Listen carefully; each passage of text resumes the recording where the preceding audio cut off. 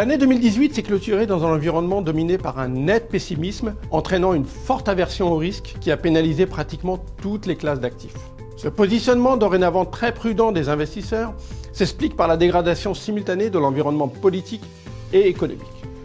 Du côté des facteurs politiques, les incertitudes les plus sérieuses portent sur la capacité de l'Europe à surmonter ses démons sécessionnistes et à imaginer les réformes pour consolider sa refondation, et bien entendu sur la volonté des deux principales puissances économiques, les États-Unis et la Chine, à éviter une confrontation commerciale mortifère pour l'économie mondiale.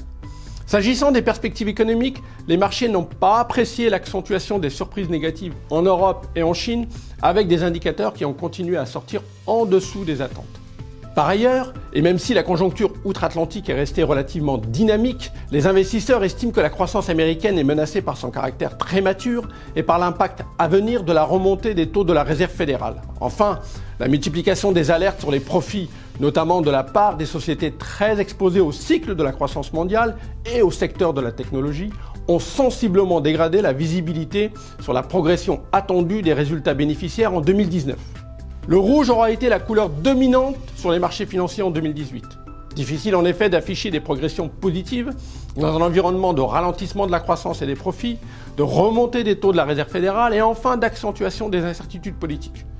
Les actions internationales ont perdu plus de 7% en devises locales et pratiquement 5% en euros, leur pire performance depuis 2008.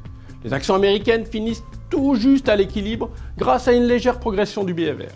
Les émergents et l'Europe enregistrent un recul d'environ 10%, avec en particulier une contre-performance notable de l'Allemagne qui abandonne plus de 18%, alors que les actions françaises perdent environ 8%. Les obligations n'ont pas vraiment bénéficié de cette remontée de l'aversion au risque. À l'exception des emprunts d'État allemands qui ont profité de leur statut de valeur refuge, les obligations d'État de la zone euro ont enregistré une légère performance négative, plombée en particulier par la sous-performance des titres italiens. Les doutes sur la santé des économies et des sociétés ont pénalisé les obligations d'entreprise qui reculent de 1 à 2,5%. Enfin, et sans surprise, la performance du monétaire est restée désespérément négative, plombée par un taux de Léonia maintenu à moins 0,40 par la BCE.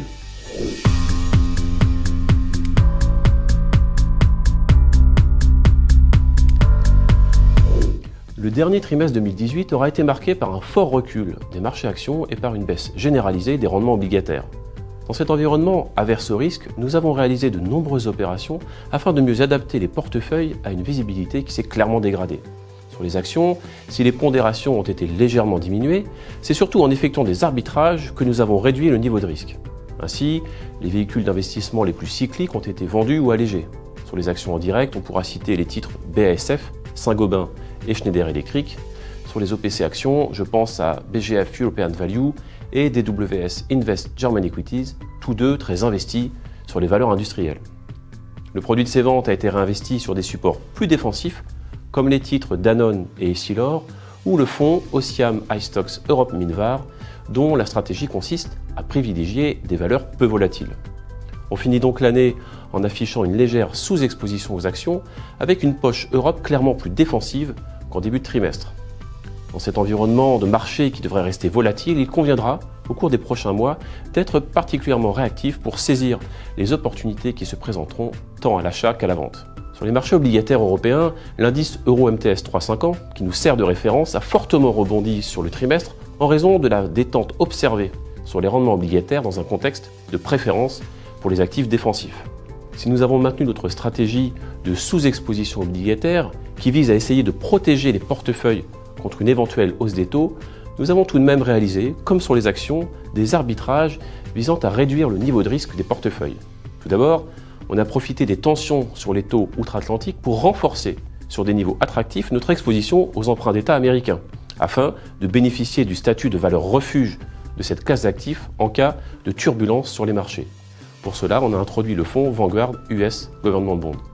Par ailleurs, nos positions sur les emprunts privés ont été allégées car les écarts de rendement avec les emprunts d'État pourraient continuer à croître en cas de dégradation du contexte économique européen.